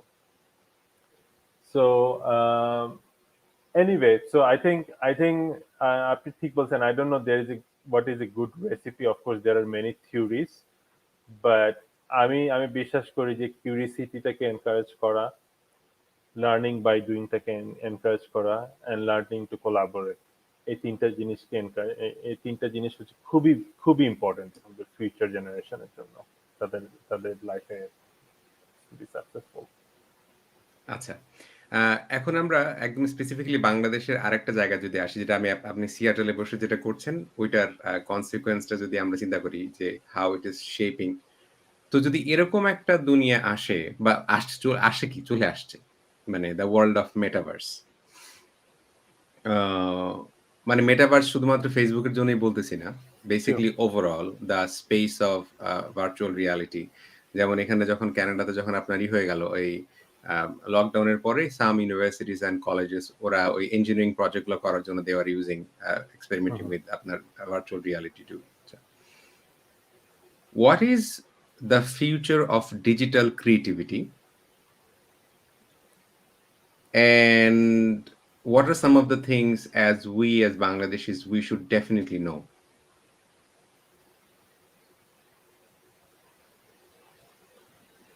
Uh, that's a good question. So I would say uh, yeah, so digital creativity. So বা আপনি যদি ধরেন মানে বাংলাদেশে কিছু ছেলেমেয়েদেরকে ধরেন আমি আমার বাচ্চাকে বললাম যে, "তুমি রুবায়েত আঙ্কেলের সাথে কথা বলো যে মানে what are some of the things that you should definitely hone into given that" ওই আপনি মানে যেটা দেখতে পাচ্ছেন যে একটু আগে একটা খুব সুন্দর চমৎকার উদাহরণ দিলেন। যে এরকম মানে ইমেজটা কিভাবে কাজ করবে। এভাবে ছবি দেখাবে যে এটা আমি I want this to be gone and this is gone. তো আ ওই লেভেল এবং ইউ আর অ্যাবসোলিউটলি রাইট। আমি তো আমাদের গ্রামের ছেলেমেয়েদের সাথে ওখানে কাজ করার সময় দেখি যে ওরা যখন ফটোশপ নিয়ে কাজ করে, হয়তো আমি ফটোশপ সম্বন্ধে মানে খুবই আমার জ্ঞান খুবই লিমিটেড। ওরা খুব বেশি ফাংশন ইউজ করে না। কিন্তু ফটোশপের ফাংশন এরকম মানে হয়তো হাজারটা, লাখটা ফাংশন আছে। But they know a very little. কিন্তু আবার দেখি Adobe তো পায়োনিয়ার। ওই Adobe কে মানে কপি করেই আবার অনেক নতুন প্ল্যাটফর্ম ডেভেলপ করতেছে। they are using the user interface, user experience টাকে অনেক বেশি আমলে নিচ্ছে। মানে যেটা মনে হচ্ছে যে আপনি যে কথাটা বললেন সোশ্যাল সায়েন্টিস্টদের contribution in the field of um মানে টেকনোলজি কোম্পানি গুলাতে। যে anthropologists are working with you অথবা right, right. sociologists are working with you, তাই না? তো তো সেই ক্ষেত্রে আসলে এই যে wearable এর কথা বলেন, এই যে Facebook একটা কি আরম্ভ করলো? চশমা ওই যে আপনার Hmm. Right. তো ওই দিকে যদি আমাদেরকে বলেন যে আসলে what is the future কোন দিকে যাচ্ছে যে because you are working there. Yeah, sure. So এখানে হ্যাঁ, so এখানে অ্যাকচুয়ালি দুইটা অর্থোগোনাল কোশ্চেন আছে। একটা হচ্ছে what is the future of computing, like how will the next frontiers of computing, and second is creative thinking and how can we Correct. all be creative thinkers in a Mhm, new world. তো mhm, দুইটা নিয়ে আমি আলাদা আলাদা উত্তর দিই। প্রথমটা হচ্ছে যে পার্সোনালি আমি বিলিভ করি যে ভেরিয়েবলসই হচ্ছে ফিউচার অফ কম্পিউটিং। এটা নিয়ে মার্ক ওয়েজারের একটা খুব ফেমাস উক্তি আছে যে in the future the most profound technologies will disappear into the fabrics of everyday life. মানে আমরা জানতেও পারবো না যে আমরা কম্পিউটারের সাথে ইন্টারঅ্যাক্ট করতেছি। হয়তো আমাদের চশমাই হচ্ছে মোবাইল ফোন, আমাদের হাত ঘড়ি আসবে, হাতে হাতে ব্রেসলেট থাকবে, এনভায়রনমেন্টের মধ্যে কম্পিউটার থাকবে। কম্পিউটার বলতে আমরা একটা ডেস্কটপ পিসি বলবো না, বাট এনভায়রনমেন্টের মধ্যে এমবেডেড থাকবে with many small devices and technologies. অবশ্যই এটা নিয়ে আমার গ্রোয়িং কনসার্নও আছে, এটা হয়তো একটা ডিজিটাল ডিভাইড ক্রিয়েট করবে, বাট এনিওয়ে আমি ওইদিকে যাচ্ছি না এখন। সো এখন wearables টা কি রুবায়েত ভাই? wearables বলতে বোঝাচ্ছি যেটা হচ্ছে আপনি পরে থাকতে পারবেন মোবাইল, মানে ধরেন ঘড়ি যেমন একটা wearable, অথবা একটা গলার চেইন, অথবা একটা ব্রেসলেট। যেমন একটা ছোট উদাহরণ দিই wearables টা কেন ইম্পর্টেন্ট। কারণ আপনার কম্পিউটিং এ আপনার যেমন হেডসেট, এআর বা ভিআর চশমার একটা মেজর প্রবলেম হচ্ছে যে আমরা যখন ওরা যখন আপনার ডিজিটাল কন্টেন্ট গুলো রেন্ডার করে আপনার চোখের সামনে, তখন হচ্ছে ওই জিনিসগুলোর সাথে আপনার ইন্টারঅ্যাক্ট করতে হয়, right? You want to interact with them with your voice or speech. এখন ওইটার জন্য আপনার খুব পাওয়ারফুল প্রসেসিং পাওয়ার লাগে, কারণ আপনার হ্যান্ড জেস্টার রিকগনাইজ করা লাগে যে এক্স্যাক্টলি কোথায়। এই হ্যান্ড জেস্টার রিকগনিশনের জন্য খুব পাওয়ারফুল কম্পিউটার ভিশন লাগে, খুব পাওয়ারফুল ক্যামেরা লাগে, এবং খুব পাওয়ারফুল প্রসেসর লাগে, and that's why the wearables are so big. But some companies are trying to explore যে ঠিক আছে এখন আমরা wearables থেকে একদম চশমার মতো থিন করে ফেলবো, বাট আপনার জাস্ট একটা ছোট ব্রেসলেট পড়তে হবে, সো ব্রেসলেটে আপনার আপনার ব্লাড স্টিমুলেশন বা ব্লাড দিয়ে তারা হচ্ছে ডিটেক্ট করে জেস্টার্স। অ্যাকচুয়ালি এখন আর কম্পিউটার ভিশন দিয়ে তারা জেস্টার রিকগনিশন করতেছে না, বাট আপনার জাস্ট লাইক ব্লাড ফ্লো থেকে সে রিকগনাইজ করতেছে আপনি কোন জেস্টার আর হ্যান্ডটা কোথায় আছে, কি পোস্টারে আছে। So that's a very small example of distributed computing. Like computing হচ্ছে, but with two or multiple devices are working with each other, and computing is becoming more distributed, small, and so আমার কাছে মনে হয় যে in a world like this আমি যে ফিল্ডে কাজ করতেছি interactive visual storytelling, visual graphics will become more and more predominant, কারণ হচ্ছে আমরা যখনই কথা বলবো, brainstorm করব, presentation করব, even in a conversations like this, আমরা আমাদের just like language we will be able to manipulate graphics, interact with them, and it will help us better understand each other. So in a way এটা হচ্ছে there is a lot of exciting possibilities in this space, but যে জিনিসটা নিয়ে আমার concern সেটা হচ্ছে অল্প কয়েকটা বিগ টেক যদি এই ডোমেনটা ডোমিনেট করে তাহলে just like Facebook they will use it for their profit আর কি। আর ক্রিয়েটিভ থিঙ্কিংটা একটা বড় ফিল্ড, বাট আমি স্পেসিফিক্যালি কিছু জিনিস বলতে পারি যে স্টুডেন্টরা কি করতে পারে। আমি যে জিনিসটা বললাম, creative thinking is a procedure and there are like many different types of procedures, and students or even parents should encourage their children to learn these procedures. আমি কয়েকটা কথা বললাম, যেমন ধরেন কিছু প্রসিডিউর কিন্তু খুব ওয়াইডলি ইউজ হয়, যেমন মাইন্ড ম্যাপ। আপনি একটা কমপ্লিট টপিকস নিয়ে ভাবতেছেন, আপনার বিভিন্ন কিওয়ার্ড মাথায় আসতেছে, just like use a white board, just write down the keywords and then just try to connect all these different concepts. And আমি নিজে এই জিনিসটা অনেক সময় ইউজ করছি, and always I see that a new pattern is emerging. So যে জিনিসটা হচ্ছে যে it's just a reflection of my entire mind or brain. I'm giving a pictorial representation, and যে জিনিসটা আমি উইদাউট দিস পিকচুয়াল রিপ্রেজেন্টেশন আমি যে জিনিস প্যাটার্ন গুলো খুঁজে পাচ্ছি না, আমি এখন পিকচুয়াল রিপ্রেজেন্টেশন দেওয়ার মাধ্যমে প্যাটার্ন গুলো খুঁজে পাচ্ছি। So this is one of 100 tools for creative thinking, যেটা বললাম 5 Ws, যেটা ডিজাইনার ইউজ করে, হু, হোয়াট, ওয়েন, এবং every design decision is being evaluated by those metrics. তারপর এমআইটি মিডিয়া ল্যাবের যেটা বললাম 4 quadrants। ক্রিয়েটিভ থিঙ্কিং এর আরো কিছু টুল আছে, যেমন ধরেন আরেকটা খুব কমন টুল হচ্ছে বলে কম্পিউটেশনাল থিঙ্কিং। আপনি কম্পিউটার সায়েন্স না পড়তে পারেন, আপনি হয়তো ডাক্তার বা ফিনান্সিয়ালস বা অ্যাকাউন্টার, বাট কম্পিউটেশনাল থিঙ্কিং হচ্ছে যে আমরা কম্পিউটার সায়েন্সের প্রবলেমকে যেভাবে সলভ করি, একটা প্রবলেমকে যেভাবে দেখি, একটা প্রবলেমকে ওইভাবে দেখতে পারার ক্ষমতা। So you don't have to be computer scientist, but programming শিখার মাধ্যমে আমরা যেটা করতে পারি, we can learn computational thinking, and computational thinking is useful to solve many different types of problem. আর এই প্রবলেম বলতে আমি প্রবলেম হয়তো মনে হচ্ছে আপনার অনেকের কাছে মনে হতে পারে প্রবলেম বলতে আমি বুঝাচ্ছি কোনো টেকনিক্যাল প্রবলেম সলভ করা, বাট আমি একটা উদাহরণ দিই। আমরা প্রতিদিন অসংখ্য ডিসিশন নিই, রাইট? যেমন ধরেন আমি বাইরে কোথাও কোনো দেশে পড়তে যাব, আমি কোথায় কোথায় অ্যাপ্লাই করব, অথবা ওখান থেকে যেসব জায়গা থেকে আমার অ্যাপ্লিকেশন অ্যাকসেপ্ট হয়েছে, আমি how do I make the decision, what is a good decision for me, how do I evaluate my decision. So এই প্রত্যেকটা ডিসিশনের জন্য হচ্ছে এই critical thinking, computational thinking, they are super powerful tools, because they are basically thinking tools, decision making tools, brain storming tools. So আরেকটা relevant খুব powerful tool হচ্ছে, আমি দেখছি যে হাই স্কুলের স্টুডেন্টরা এখানে খুব ইউজ করে স্ক্র্যাচ। স্ক্র্যাচ হচ্ছে একটা ভিজুয়াল প্রোগ্রামিং টুল, যেটা হচ্ছে বাচ্চাদেরকে স্টোরি টেলিং এ সাহায্য করে। বাচ্চারা অ্যাকচুয়ালি ছোটখাটো গেমও বানাতে পারে, but it's a visual programming tool. মানে এটা হচ্ছে ওরা প্রোগ্রামিং টুলটাকে ডিজাইন করছে লেগো ব্লকের মতো।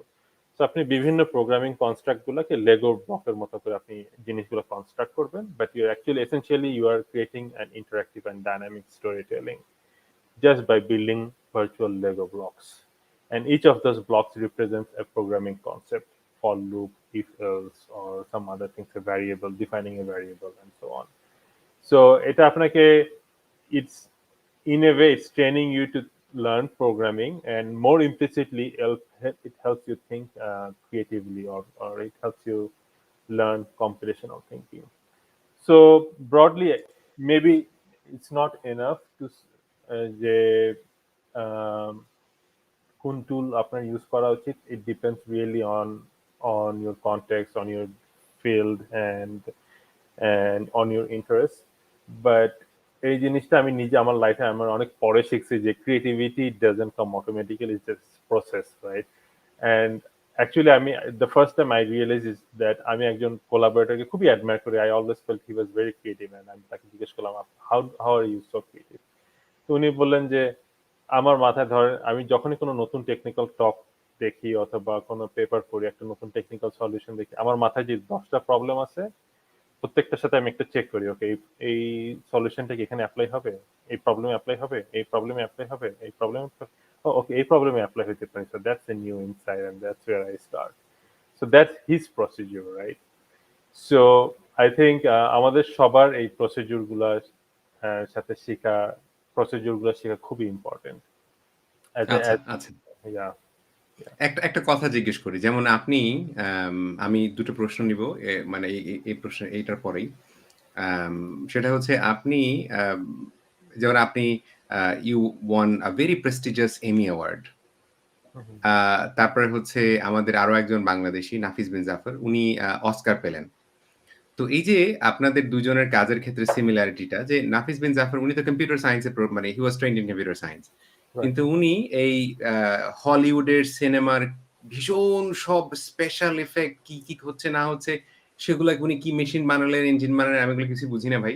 তো কথা হচ্ছে আম, তার মানে হচ্ছে যারা কম্পিউটার সায়েন্টিস্ট, যারা প্রোগ্রামিং ল্যাঙ্গুয়েজ ইউজ করছে, দে আর ইউজিং প্রোগ্রামিং ল্যাঙ্গুয়েজ। আমি বাংলাদেশে যেরকম অনেকটা গোয়ারের মতো এরকম করে বলি, এবং আমার সাথে জীবনের এটার সাথে আমার জীবনের ঘনিষ্ঠ এক্সপেরিয়েন্স আছে রুবায়েত ভাই।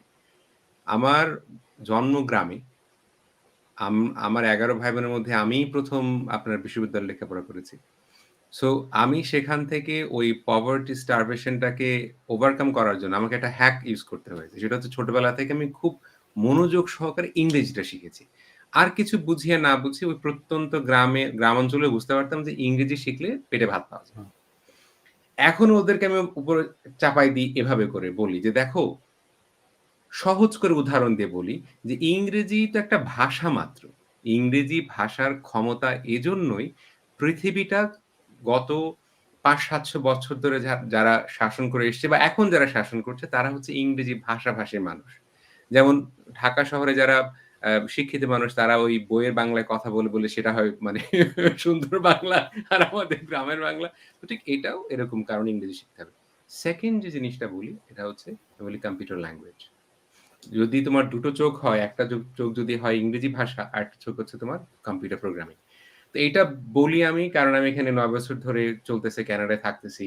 I've been teaching for nearly 25 years. I know how these things are impacting প্রান্তিক পর্যায়ের ছেলেমেয়েদের জন্য। Could you speak that how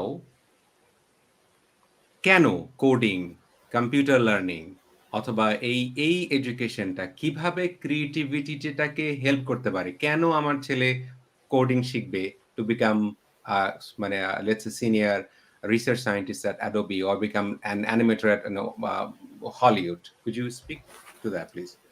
yes, খুবই ভালো প্রশ্ন আছে। আপনি এখানে একটা খুব ভালো অ্যানালজি হুম, দিয়েছেন, সেটা হচ্ছে ল্যাঙ্গুয়েজ।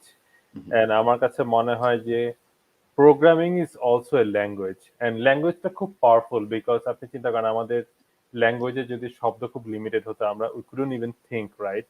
হুম, প্রবলেম সলভিং তো অনেক পরের কথা। আমাদের ল্যাঙ্গুয়েজে যদি জাস্ট লাইক 10টা 12টা ওয়ার্ড থাকতো, আমরা কি এত কমপ্লেক্স জিনিসপত্র চিন্তা করতে পারতাম? আমাদের এই সায়েন্স টেকনোলজি কি এত আগা যেত? সো ইন এ ওয়ে আপনার ল্যাঙ্গুয়েজ যত পারদর্শী হবে আপনি তত বেশি ডেপথ চিন্তা করতে পারবেন, and then you can really it really augments your intellectual capabilities. So programming is also a language, but a different type of language, more abstract language, and it helps you to solve problems, do things. So প্রোগ্রামিংটা আমি যেটা বললাম যে প্রোগ্রামিংটা important হচ্ছে computational thinking এর জন্য। Programming দিয়ে আমি কি করে বিভিন্ন টাইপের প্রবলেমকে অ্যানালাইজ করতে পারি, সলভ করতে পারি। আমার কাছে মনে হয় প্রোগ্রামিংটা এই কারণে ইম্পর্টেন্ট, এন্ড এক্স্যাক্টলি এই কারণে আমি ওই যে স্ক্র্যাচ যারা আছেন এখানে তারা চেষ্টা করে দেখতে পারেন scratch.mit.edu, I think that is the URL. এটা বাচ্চাদের জন্য একটা ভিজুয়াল প্রোগ্রামিং ল্যাঙ্গুয়েজ, এন্ড আমি এটা সবাইকে রিকমেন্ড করি, কারণ কারো প্রোগ্রামার হওয়ার দরকার নাই ডেফিনেটলি, মানে of course one doesn't, not everybody needs to be programmer, but I think কম বেশি সবারই এই প্রবলেম সলভিং স্কিল গুলো দরকার, কম্পিটিশনাল থিঙ্কিংটা দরকার, no matter কোন ডিসিপ্লিনে নিয়ে যায়, even in their everyday life when they're making decisions in their everyday life, computational helping things. So in a way, ভাই আপনি ঠিকই বলেছেন যে one eye is basically, the two eyes are like two languages. Computational thinking is just another language, just like English. হুম, হুম। আচ্ছা, এখন আমি আরেকটা এখন মানে সরি, আমার মনে হয় যে আমি ১ ঘন্টা ১৫ মিনিটে কভার করতে পারব না। আমি কি আপনাকে আরো কয়েক মিনিট ধরে রাখতে পারি রুবায়েত ভাই? Sure. ওকে। আম বাংলাদেশের কথায় আসি। আমি সম্প্রতি শায়েস্তিকে ভাইকে আমি বললাম, এবং শায়েস্তিকে ভাইয়ের ২ টো ছেলে, ওরাও তো কম্পিউটার প্রোগ্রামিং ল্যাঙ্গুয়েজ অনেক কিছু জানে, এবং ভাবিও কম্পিউটার সফটওয়্যার মানে প্রোগ্রামার। তা আমি ওনাকে বলতেছিলাম, ভাই আমাদের এই যে আমাদের ক্রিস্টিন আপা এখানে আছেন, ক্রিস্টিন আপা আছেন। আপাকে, যেমন আপা আমাদের বাচ্চাদের জন্য আ এই আ উনি এটা পুরোপুরি আপার কন্ট্রিবিউশন। আপা জন হপকিন্স স্কুলের একজন doctor, medical doctor, doctor Ziad. Doctor জিয়াদকে আ আ সাথে কনট্যাক্ট করেছেন। ডক্টর জিয়াদ আমাদের ছেলেমেয়েদেরকে শিখিয়েছেন যে কিভাবে যদি কোন ইনজুরি হয় তাহলে রক্ত কিভাবে বন্ধ করা যায়। তো আমি তখন এইটা এভাবে বলি যে, আমরা যখন স্কুল কলেজে পড়েছি, তখন এটা তো শুধুমাত্র একজন ডাক্তারের কাছ থেকে এটা শেখা না যে কিভাবে কেটে গেলে রক্ত বন্ধ করতে হয় ইনজুরি হলে। একটা আমেরিকান বিশ্ববিদ্যালয়ের প্রফেসরের সাথে এই ছোট, ছোট ছেলেমেয়েরা যখন ইন্টারেক্ট করছে, তখন ওদের ভেতরে যে কনফিডেন্সটা ডেভেলপ করে, এই কনফিডেন্সটা তো ভীষণ জরুরি, ভীষণ জরুরি। ভাই, বাংলাদেশের কোটি, কোটি ছেলেমেয়ে আপনার কাছে পৌঁছাতে পারবে না। ডক্টর রুবায়েত এখন Adobe তে কাজ করে। যদিও আপনি মানে Bangladeshi, but this is the reality. তো তখন আমি শায়েস্তিকি ভাইকে বললাম, এবং উনি কাজ করছেন। আমার মেয়ে, শায়েস্তিকি ভাইয়ের ২ টো ছেলে। তারপরে হচ্ছে আমার ভাবিকে রিকোয়েস্ট করেছি যে, "একটা কারিকুলাম বানায় দেন ভাই। কিভাবে বাচ্চারা একেবারে ছোটবেলা থেকে মানে ওইটা শিখতে পারে।" কারণ বাংলাদেশেই কিন্তু এমন স্কুল আছে যে স্কুলে ১ বছরের বেতন ৳৪৫,০০,০০০। বাংলাদেশেই। হাই স্কুলে, মানে ইউনিভার্সিটি না হুম, ভাই। আর আমি যে গ্রামের কথা বলছি, যে স্কুল থেকে আমি পাস করেছি, স্কুলটার বয়স ১০২ বছর। কিন্তু আপনি খুঁজে বার করেন যে স্কুল থেকে একজন কেউ আপনার মতো স্কলারশিপ নিয়ে বা আপনার মতো এই জায়গায় পৌঁছাইছে কিনা? The answer is no. আমি এখন পর্যন্ত পাইনি। তো what are some of the things that you look forward to give back, to contribute, বা আমি আপনাকে হয়তো বিপদে ফেলে দিলাম for বাংলাদেশ। জোর করে যে, ভাই, রুবায়েত ভাই বলেন বাংলাদেশের জন্য আপনি কি করবেন? না, এটা খুব ভালো প্রশ্ন করেছেন ফিরোজ ভাই। আমার কাছে আহ, প্রথম যে জিনিসটা মনে হয় যে আই উইশ, আমি যখন স্টুডেন্ট ছিলাম তখন আহ, তখন অনেক টেকনিক্যাল ফিল্ডে, আমি যদিও লাইক কম্পিউটার সায়েন্সে পড়ালেখা করছি, অনেক কিছুর সাথে আমি তখন কানেক্ট করতে পারি নাই, কারণ আই রিয়েলি ডিডন্ট নো যে how this things apply to my life, এবং অথবা আমার প্যাশনের সাথে যে জিনিস, আমি অনেক কানেকশন ইনভিজিবল ছিল আমার কাছে, basically like how discrete mathematics is useful for computer animation for instance, etcetera etcetera. মানে তো ম্যাথ আমার করছেন কিন্তু ম্যাথটা দেখতে পারেন নাই। মানে আপনি শুধু exactly x² right, plus 5x plus 6 করছেন। এটারে কেন 3x বা 2x ভাঙলেন? মানে এটা ক্লারিক্যাল প্রসেস এ। কিছু মনে করেন না ক্লারিক্যাল রুবায়েত করছে, ভাই। আমার হ্যাঁ, কাছে মনে হয় যে আমাদের বাংলাদেশের ছেলেমেয়েরা ক্লারিক্যাল প্রসেস এ ম্যাথস করে। করে। কেন করে জানি না। এক্স্যাক্টলি, এক্স্যাক্টলি ক্লারিক্যাল প্রসেসে ম্যাথ করি।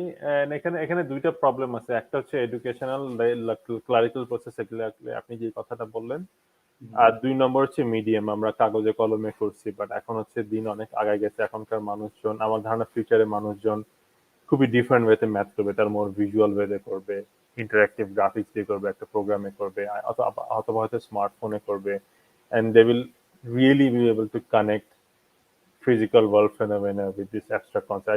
I think আমার কাছে মনে হয় যে সবচেয়ে বেশি যে কানেকশনটা মিসিং ছিল সেটা হচ্ছে ম্যাথের অ্যাবস্ট্রাক্ট কনসেপ্ট গুলো কি করে আমাদের এভরিডে ডে টু ডে লাইফে কানেক্ট করে, and like financials, for instance, financials, accountings, or animation, or even like graphic simulations, etc. So and that's why আমার কাছে মনে হয় যে ওই সময় আমি অনেক কিছুর সাথে আমি খুবই ডিসকানেক্টেড ফিল করছি, বা অনেক ইন্টারেস্টিং অ্যাভিনিউ ছিল যেগুলো আমি এক্সপ্লোর করতে পারিনি, এগুলো শিখতে পারিনি, অথবা জিনিসগুলো আমি অনেক উৎসাহ নিয়ে শিখতে পারতাম। সো আমার কাছে মনে হয় যে সবচেয়ে ইম্পর্টেন্ট কন্ট্রিবিউশন হচ্ছে গুড ম্যাটেরিয়াল অ্যান্ড কন্টেন্ট তৈরি করতে পারা। এখন হচ্ছে অনেকে, মানে এখন আমি বাংলাদেশ, যেমন ধরেন ভাই আপনি যে জিনিসগুলো করতেছেন এগুলো এই ধরনের কনভারসেশন আমরা শুনি নাই। So that is already great. But for more technical field, interactive ওয়েতে লার্ন করার জন্য বা ভিজুয়াল লার্নিং করার জন্য আমার ধারণা এই ধরনের কন্টেন্ট ডেভেলপমেন্টের অনেক দরকার আছে। আমেরিকাতে এসব জিনিস হচ্ছে, বাট এগুলো not necessarily accessible to everyone. বাংলাদেশের জন্য হচ্ছে বাংলাদেশের কনটেক্সটে, বাংলাদেশের কন্টেন্ট অনুযায়ী, কালচার অনুযায়ী জিনিসগুলো কন্টেন্ট করা দরকার। সো আমি একটা প্রজেক্ট আমার কিছু কোলাবোরেটর সাথে কিছুদিন আগে করেছিলাম, ওটা হচ্ছে ছবিতে বর্ণমালা।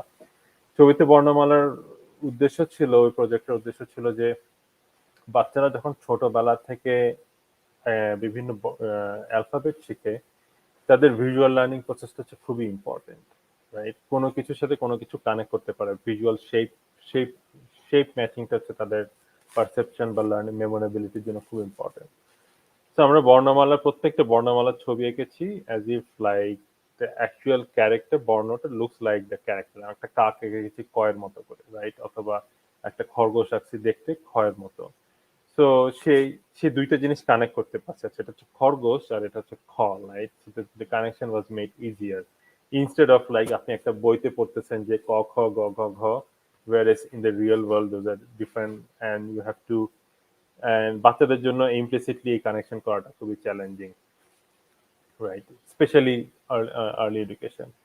সো আমার কাছে one of the things moving forward I am very interested in contributing is কি করে এই কানেকশন গুলো more technical and educational field connection গুলোকে আরো ইজি করে ফেলা যায় উইথ ইন্টারেক্টিভ কন্টেন্টস। আরেকটা আমি জানি যে বাংলাদেশের কার্টুনিস্ট মিতু, সে কিন্তু বিভিন্ন ফিজিক্স এবং ম্যাথের কনসেপ্টকে বোঝাচ্ছে কমিক্স দিয়ে। এন্ড আমি তার সাথে আমার কিছু কথা হয়েছিল যে সে বলতেছিল যে কমিক্স তো একটা স্ট্যাটিক মিডিয়াম, বাট অ্যানিমেশন করলে জিনিসগুলো মোর ইজিয়ার হয় দেন। আমি কিছু জিনিস অ্যানিমেশনও করে দিচ্ছি ওকে। So I think that's another frontier, like how, like more like science education বা more technical content গুলোকে কি করে কমিক এবং স্টোরি টেলিং এর মাধ্যমে জিনিসগুলোকে আরো পৌঁছে দেওয়া যায়, মানুষের কাছে সহজবোধ্য করে তোলা যায়, মানুষের মধ্যে ইন্টারেস্ট করে তোলা যায়, এবং 3 নম্বর হচ্ছে যে অ্যাক্সেসিবল করে তোলা যায়। তো একজন সরি রুবাইত ভাই, বাংলাদেশের কনটেক্সটে একটা ইয়াং মেয়ে অথবা ছেলে যদি আপনার মতো একজন ব্রিলিয়েন্ট অ্যানিমেটর হতে চায়, what are some of the skills they should develop from, let's say, একেবারে এলিমেন্টারি স্কুল থেকে আরম্ভ করে, মানে আজকে থেকে আরম্ভ করে? শিওর। আমার আম, আমার আম, আমি তো কম্পিউটার সায়েন্টিস্ট, বাট বেসিক্যালি আমার অ্যানিমেশনে প্রচুর শখ ছিল। So basically the point is interdisciplinary thinking, right? How can we connect two disciplines? তো আমি বলবো যে মানুষের যেই প্যাশনই থাকুক, মিউজিক নিয়ে থাকুক বা আহ, মানুষের প্যাশন বিভিন্ন জিনিস নিয়ে থাকতে পারে, রাইট? মিউজিক নিয়ে থাকতে পারে, অথবা গান নিয়ে থাকতে পারে, অথবা আর্টস, অথবা সোশ্যাল সায়েন্স, গল্প, লেখালেখি, কবিতা, রাইটিং, টেকনিক্যাল রাইটিং। আমি বলি যে প্যাশনটাকে ছাড়ার দরকার নাই। দ্যাট ইজ, মানে ওই প্যাশন থেকে কিন্তু আপনার curiosity mind, when you are passionate about something, that's how you build a curious mind. You want to learn more, you want to hone your skills. আর কোনো কিছুরই আমার মনে হয় যে এই প্যাশনটা ধরে রাখা ইম্পর্টেন্ট। কেন? কারণ that teaches us a very important lesson, that is how to be master something, right? আপনি কোনো কিছুতে মাস্টার বা ওয়ার্ল্ডের বেস্ট হতে চান, এর একটা process, and without a passion you cannot have that. So ভবিষ্যতে আপনি হয়তো your passion will change, but you have learned that process, how to be the best at something. And when you learn that, you could always like evolve. As I said, আমি যেটা বললাম যে ফিউচারে আমাদের সবচেয়ে ইম্পর্টেন্ট স্কিল হবে যে how do we learn new skills, how do we think in new ways, right? So that's why আমি এনকারেজ করি যার যে বেশি উৎসাহ আছে, just don't be discouraged. হয়তো আপনার কোনো কিছু হিস্ট্রি নিয়ে ইন্টারেস্ট থাকতে পারে, just read as much as possible, and somehow you will find it useful in the future, you never know. Steve জবসের একটা খুব ফেমাস স্টোরি আছে যে স্টিভ জবস যখন ইউনিভার্সিটিতে ছিল, he was really passionate about typography, good typography, how to do good typography. And ওই কোর্সের পর দীর্ঘদিন তার সাথে টাইপোগ্রাফির সাথে কোনো কানেকশন ছিল না, বাট অ্যাপেলে জয়েন করার পর Apple was the first computer that brought beautiful typography into the screens. এর আগে typography খুব বাজে typography ছিল, just like console এর মতো. So, and they really changed people's perception about computers as a like digital design and beautiful text and beautiful illustrations. And that's how he connected that passion to his career. So হুম। এটাই আমার that's my simple suggestion. আচ্ছা, এবার আপা একটা প্রশ্ন করেছেন এবং এর সাথে আমি অ্যাডোবির সাথে প্রশ্নটা কানেক্ট করব। সেটা হচ্ছে wearable means affordability. Isn't it possible there will be deep divide among who can afford it? এখন সরাসরি আমি অ্যাডোবির সাথে কানেক্ট করছি। Christine আবার বলছেন যে parents and teachers need to be aware of these in order to encourage children and students. Uh, is there a possi- uh, is there a possibility that there will be a divide among where the parents are from and how to bridge the gap? এখন সরাসরি এই দুটো কথার সাথে অর্থাৎ কৃষ্ণ আপার কথাটা হচ্ছে ওই মানে equity র কথাটা। এখন অ্যাডোবির কথায় আসি। ভাই অ্যাডোবিতে এখন মান্থলি লাইসেন্স ফিস দেয়া লাগে। এখন বাংলাদেশে প্রত্যন্ত গ্রাম অঞ্চলে একজন জেলের মেয়ে সে তো ডলারে সেই ফিসটা দিতে পারবে না। Right. কিন্তু যদি এবং বিশেষ করে আমি যে এলাকায় বাংলাদেশে না সারা বাংলাদেশেই এটা একটা কমন আমার গ্রামেই না। one of the biggest challenge হচ্ছে অনেক কষ্ট করে মেয়েগুলো কোনমত 7-8 এ উঠলেই ওর ব্যাস বিয়ে দিয়ে দেয়। জোর করে বিয়ে দিয়ে দেয় কিন্তু। আমরা এত আইন কানুন করতেছি, ফাইনালি কাজ হচ্ছে না। কিন্তু ওদেরকে আমি সাধারণত এই কথাটা বলি যে, "ভাইরে কোনমত তোমার মেয়েটারে শুধু গ্রাফিক স্কিলটাও শেখাও। Teach them how to design a logo, how to edit video, how to do an animation." ওর নিজের পেটেরটা ওর নিজের ইভেন ও যদি পরবর্তীতে বিপদে পড়ে ও বের আসতে পারবে। এরকম একটা কনটেক্সট এ মানে do you see any possibility যে আমাদের এই গ্রামের বা আমাদের যারা সুবিধা বঞ্চিত ছেলেমেয়েরা ওদের জন্য Adobe মানে কি প্রোগ্রাম আমরা এফোর্ড করতে পারি, আপনার কাছ থেকে রিচ করতে পারি, আপনাকে জ্বালাইতে পারি যে মানে they can be they can take some advantage from here মানে এটা তো ইকুইটি, এটা তো এরকম না যে দে আর মানে এটা নিয়ে কি মানে কি কিছু বলেন রুবাইয়াত ভাই? Sure, এটা খুব ভালো কোশ্চেন করছেন এন্ড থ্যাঙ্কস ক্রিস্টিনা আপাকে, উনিও একটা খুবই ইম্পর্টেন্ট কোশ্চেন করছে। হুম, আনফরচুনেটলি এটার কোনো সহজ উত্তর নাই এই মুহূর্তে হুম, আমার কাছে। হুম, একটা জিনিস আমি বলতে পারি যে অ্যাডোবের সফটওয়্যার গুলো খুবই expensive, hmm, hmm, but there are other alternates as well, যেটা হচ্ছে more accessible, sometimes free. Internet বা মোবাইলে এরকম প্রচুর অ্যাপ আছে যেগুলো হচ্ছে ফ্রি ইউজ করা যায়। তো আমার ধারণা স্কিল ডেভেলপমেন্টের জন্য বা ভিজুয়াল, এই যে আপনি যেটা বললেন গ্রাফিক ডিজাইন বা ভিডিও এডিটিং করার জন্য ইমিডিয়েটলি অ্যাডোবেতে জাম্প করার দরকার নেই। Hmm, there are many other tools hmm, to hmm. Do those things. আর more specifically as far as যেন অ্যাডোবে হচ্ছে এডুকেশনাল ইনস্টিটিউশন গুলোতে অ্যাডোবে ফ্রি লাইসেন্স। আপনার যদি একটা এডুকেশনাল ইমেল অ্যাড্রেস থাকে, hmm, hmm. All the Adobe products are free. একটা জিনিস খেয়াল করেন ভাই, এই মাত্র কি বললেন? যদি একটা এডুকেশনাল ইনস্টিটিউশনের জন্য একটা মানে ইমেইল অ্যাড্রেস থাকে। বলেন তো ভাই বাংলাদেশের গ্রামের কয়টা স্কুলের ওয়েবসাইট আছে এবং কয়টা স্কুল সেটা এফোর্ড করতে পারে? তাই না? এক্স্যাক্টলি, না এটা খুবই ডিফিকাল্ট কোশ্চেন। এখন অ্যাডোবের জন্য এই কোশ্চেন গুলো খুবই difficult. How to run A business hmm, at hmm. the same time, how to make the products more accessible. হ্যাঁ। Unfortunately, এটা বেশি সহজ সলিউশন নাই। আপনি বাট আপনি যেহেতু Adobe তে কাজ করেন এবং লোকজনের সাথে কথা বলেন, আপনি মানে আমি আপনার কাছে এই মুহূর্তে কোনো সলিউশন চাচ্ছি না। Do you think it's possible even to raise this to leadership যে ভাই সবার কিন্তু ইমেইল অ্যাড্রেস থাকে না। বাট সেখানে ধরেন আমি একটা ইন্টারভিউতে শুনেছিলাম যে বুয়েট থেকে পাস করা ৫০০ জনের মতো মানুষ সিলিকন ভ্যালির বিভিন্ন জায়গায় কাজ করে। ভাই ৫০০ জন মানুষ। Not a joke. We sort of have a মানে কানেকশন মানে two silicon valley.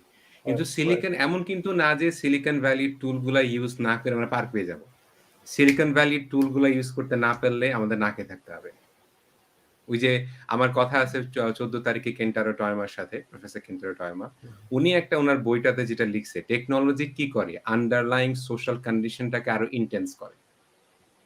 Right, right, তো যারা পাওলো আল্টোতে থাকে, স্টিভ জবস এর ছেলেমেয়ে কিংবা এই গেটস এর ছেলেমেয়ে, ওরা কিন্তু ভাই মানে কয়দিন পরে স্পেসশিপে ঘুরে বেড়াবে মানে ইন্টারগ্যালাকটিকা। আর আমাদের যে জেলের মেয়ে তার কিন্তু অবস্থা ভালো হবে না। তো এইজন্য রাইট। আপনার কাছে আমার একটা অনুরোধ, এট লিস্ট দেখেন যে এই জিনিসটা প্রশ্ন করে যে, আচ্ছা ঠিক আছে বুঝলাম। কিন্তু সবার তো সেই সার্ভার কেনার নাই, ডোমেইন নাই। Could it not be a solution ধরেন সার্ভার কিনতে পারলেন না। কিন্তু আপনার মতো যারা বুয়েট মানে থেকে পাস করা বাংলাদেশী যারা বিভিন্ন জায়গায় আছে, they could probably create a social server, social মানে verifiability যে আপনি তো জানেন, আমি যদি আপনাকে বলি যে, "ভাই, এটা নীলফামারীর অমুক গ্রামের এই school." You can probably vouch and your vouching could probably give those people a bit of confidence because এটার তো use value একই। মানে রাইট, আপনি কারো রাইট। কাছ থেকে টাকা নিচ্ছেন, এমন তো না যে Adobe এর জন্য ২ পয়সা বেশি খরচ হচ্ছে, খালি লাইসেন্সটা দিবেন। বরং Adobe could use it for their corporate social responsibility. Look, these villages, they're using our technology for learning things. ভাই বেশি মানে ইমোশন নিয়ে বকবক করে ফেললাম। না, না, বাট সিউর। শুরু আমি থেকে এটা কথাটা একটা বললাম। একটা খুবই ভালো কোয়েশ্চেন করছেন। ডেফিনিটলি আমি আপনার সাথে I'd like to talk more about it with you. But হু, হু, আপনি জিনিসটা আজকে রেইজ করছেন। হুম। অ্যান্ড এই জিনিসটা আমার মাথার মধ্যেও ছিল বেশ কিছুদিন ধরে। বাট honestly এই মুহূর্তে আমি জানি না যে what is a good solution moving forward. But this is something I'm really interested and like to talk to you more about it. Okay, last question ভাই। আমাদের দেশে we are going through some kind of GPA addiction. Dhaka বিশ্ববিদ্যালয় থেকে pass করা ৩৪-৩৭% ছেলেমেয়ে যারা first class পাওয়া তারাই বেকার। এমন একটা দুনিয়া যে দুনিয়াকে আমরা বলি এক্সপোনেনশিয়াল টাইম। ৪ বছরে যে পরিবর্তন হয় সেটা পরিবর্তন হওয়ার জন্য আগে ১০০ বছর লাগতো। একটু আগে আপনি যে কথাটা বললেন, বিলিয়ন ডলারের কথা। One of the skills that we have to develop is how to learn new things faster because things are never a constant. In this situation, what are some of your thoughts, opinions, views to share with Bangladeshi teachers, parents আমাদের সাথে? Uh, that's a good question. আপনি কোয়েশ্চেনটাকে একটু refresh করে বলবেন? আপনি কি হ্যাঁ, mostly আমি স্টুডেন্ট? রিফ্রেশ করতেছি এরকম করে যে, ভাই আমার বাচ্চা যদি জিপিএ 5 না পায়, আমি ওরে বলে দিব যে তোর বাইচে থাকার লাভ নাই। বিকজ তুই জিপিএ 5 পাস নাই। এবং অনেক বাচ্চা-কাচ্চা এজন্য আত্মহত্যা করে। আ অনেক বাচ্চা-কাচ্চা তারা যখন প্যারেন্টস এর সাথে কথা বলে যে, "দেখো বাবা, দুনিয়াটা তো I need to develop coding skill, I need to develop আ মানে এই পার্টিকুলার স্কিল। কিন্তু আমি বাবা হিসেবে আমার ছেলের ঘাড়ে খড়গ ধরি, তোকে জিপিএ 5 পাইতে হবে।" কিন্তু জিপিএ 5 তো আমরা কম পাচ্ছি না। আমরা জিপিএ 5 বন্যায় ভাইসা যাচ্ছি। এটা সত্যি কথা, ব্যাপারটা সেরকম না? কিন্তু আমাদের সামগ্রিকভাবে কয়জন আ রবীন্দ্রনাথ, নজরুল কিংবা কয়জন ডক্টর রুবাইয়াত তৈরি হচ্ছে? না, এটা আনফ- এখন এখানে একটা কোশ্চেন আছে যে it's a two two edge sword আর কি। আমার কাছে মনে হয় যে আমি যে আমার পছন্দের ক্যারিয়ারটা করতে পারছি, এই ক্যারিয়ারটাতে হুম, আমি আসতে মানে এমন একটা কাজ করতে পারছি যেটা আমি করতে পছন্দ করি। এখানে জিপিএ এর তেমন কোনোই প্রভাব ছিল না, রাইট? বাট প্রভাব ছিল সেগুলো হচ্ছে বিভিন্ন ধরনের থিঙ্কিং থিঙ্কিং ক্যাপাবিলিটিস আর কি। যে আমার যে বিভিন্ন ব্যাকগ্রাউন্ডের কারণে আমার যেই থিঙ্কিং ক্যাপাবিলিটি গুলো তৈরি হয়েছিল অথবা যে নিউ পার্সপেক্টিভে নিয়ে আসতে পারছে প্রবলেম ডোমেনগুলোতে ওই জিনিসগুলা এখানে তো মানে সহানুভূতিশীল মানুষগুলাও যে মানে আপনি আর্ট করতে চাইছেন, আপনার বাবা আপনারে বলছে যে, "না বাবা তুমি করো।" আপনারে তো রাইট। বলে নাই যে, "তুই আর্ট করলে না, না, আপনাকে ডেফিনেটলি ঘর না। থেকে বের তো করে দেবে।" বেসিক্যালি হ্যাঁ, আমি প্রচুর সাপোর্ট পাইছি এই জিনিসটাতে। এটা আমি আমি খুবই লাকি। নট নেসেসারিলি আমার বাবা-মা, ইনফ্যাক্ট আমার আমার ওয়াইফও খুবই সাপোর্টিভ ছিল আমার এই সাইড প্রজেক্ট গুলা বা প্যাশন গুলা নিয়ে, এবং that really help my career. So basically আমার সিজিপি এর খুব একটা প্রভাব ছিল না definitely. But at the same time বাংলাদেশে এখন এমন সিচুয়েশন হয়ে গেছে যে আমার বাইরে আসতে হলে একটা মিনিমাম কিছু লাগবে, রাইট? আমার অথবা যেকোনো আবার একটা একটা ইউনিভার্সিটি ডিগ্রি লাগবে at the very least বাংলাদেশে কিছু করার জন্য বা something. So but that is not everything. So I would say আমি এতক্ষণ ধরে যেটা বলছি সেটাই যে প্যাশনটাকে ধরে রাখা এবং how to learn new things, এই জিনিসটা হচ্ছে সবচেয়ে ইম্পর্টেন্ট আর কি। Lot more than CGPA, lot more than academic excellence.